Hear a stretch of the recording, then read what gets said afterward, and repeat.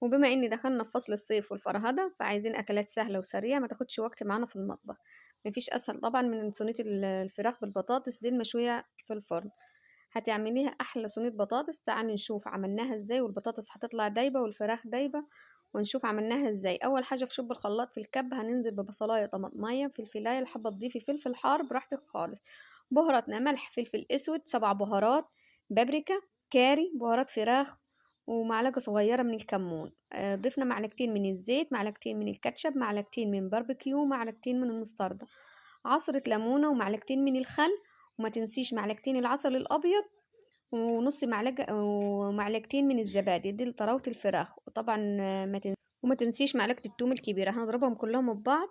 وبعد كده عندنا الفراخ مغسولة كويس ومتصفية وزي الفل معانا وعاملين فيها فتحات. هنزل بالخلطة اللي احنا عملناها، ويا ريت تفضل ساعتين 3 في التلاجة، او لو تبيت ليلة كاملة هتبقى جميلة جدا. هنا هنجيب البطاطس التقطيع اللي انت تحبيها، هرشلها رشة ملح ومعلقتين من السمنة، وهنزل عليها بالفراخ بتاعتي مع التتبيلة اللي انا عملتها. بعد ما انزل عليها بالتتبيله والفراخ اللي انا عملتها، طبعا عندي الفرن سخن على درجه حراره 200. هضيف كل التتبيله فوق الفراخ والبطاطس، مش هضيف اي سوائل تاني، وعندي الفرن سخنه.